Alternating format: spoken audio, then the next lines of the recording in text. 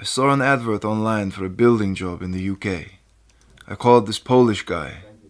He told me it would cost £400 but promised regular work as soon as we arrived.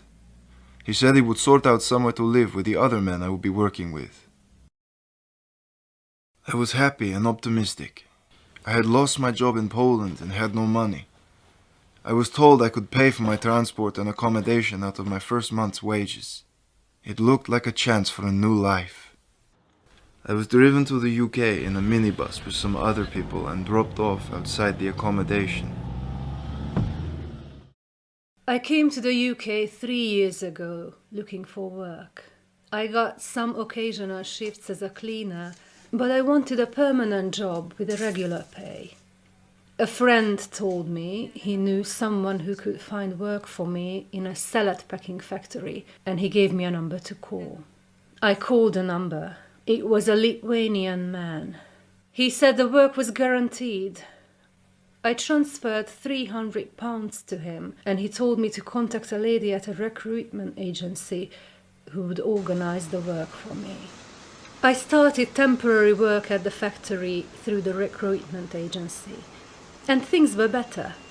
Even though I wasn't earning a lot of money, I finally had a routine and some stability in my life. A man picked me up in a BMW, took me to a house and told me I could stay there, but I would need to pay a £250 deposit for the rent. I had no money, so he said he would add it to what I owed him for transport. He took my passport and identity card to complete the paperwork for my job. I lived with some other men who had also come over to find work.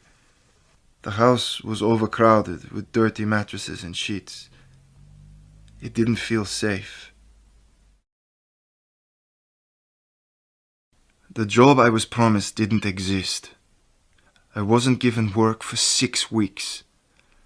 I was living with no money to support myself and completely dependent on the agent for my living costs. Each week I owed him more money since I was building up debt for food and rent. The agent made me open a bank account so I could apply for jobs, but he kept the bank card. I applied for a permanent job at the factory. The man who arranged the job called me and said that I had to pay him another £500 now that I had a permanent job. I told him I didn't have enough money, and he threatened to send some people to collect the money from me. The week after, I was walking home from work when a man stopped me. He grabbed me by the throat and demanded I give him money to repay my debt. He told me he would find me again soon. I heard that other people from the factory owed this gang money too. Some of them quit their jobs and went back to their home country. I eventually saved up and paid back the £500, but they told me that I owed them interest because I hadn't paid them back on time. I was taken to recruitment agencies to apply for jobs. He told me to give his address instead of the one I was living at. He told me a mobile phone number to give, as the recruitment agency would text me when more work was available. I was given a temporary job packing chicken in a factory. As soon as I was paid each week, he would use my bank card to take out all of my wages to cover the money I owed for travel and accommodation. He gave me only £20 a week to buy food.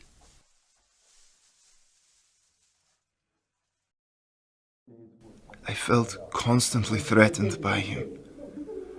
Once, when I had been given only 3 days' work, he got angry and punched me in the face, leaving me with a black eye. I felt ashamed that I had got myself into this situation, but there was no one I could turn to for help.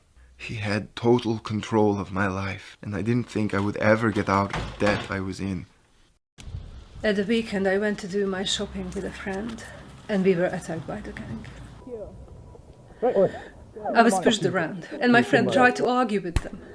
They broke her jaw, and she had to be taken to hospital. I was terrified.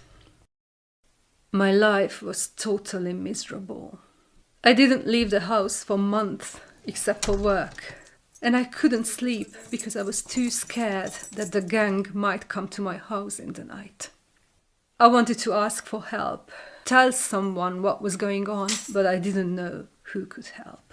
I thought about calling the police, but I didn't know if they would understand or help, and I was scared that the gang would find it out.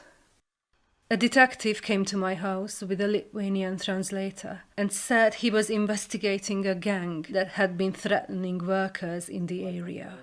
He said that he could protect me from them. I told him everything that had happened, and he asked me if I would be willing to give evidence in a trial. After I had worked and lived like this for over a year, the police and gangmasters licensing authority came to my house one day. They took me to a place where I could recover, be helped to find a good job, support myself. This is all I ever wanted. 4 men were arrested from the gang. And later I found out that there were dozens of workers at the factory who had been threatened by this gang. The police found new homes to those who had been badly hurt, and they also arranged protection for their families in Lithuania. I'm all right now, working a new job here for a good agency. But I've been through a tough time. When I look back at everything that's happened, I realize how easy it is to get trapped in a really bad situation. I should never have paid for a job that I didn't know existed. I should never have paid for a job. This is not legal in the UK. I should never have given away my passport and identity card. By then, it was already too late. I should never have got into debt with someone I didn't know or trust. I was stuck in debt to him, and he controlled my bank account. I was afraid that he would attack me if I did anything wrong. I know there are still many more people who are trapped like I was. If my story sounds like yours, or someone you know, please be aware that there are several ways to get help and to get out of this position. Don't get trapped like I was. And if you know anyone who is, contact the Gangmasters Licensing Authority or Migrant Help. Anything you say will be kept confidential. If you are being threatened, or you think you are in immediate danger, please call the police by dialing 999. Don't suffer in silence.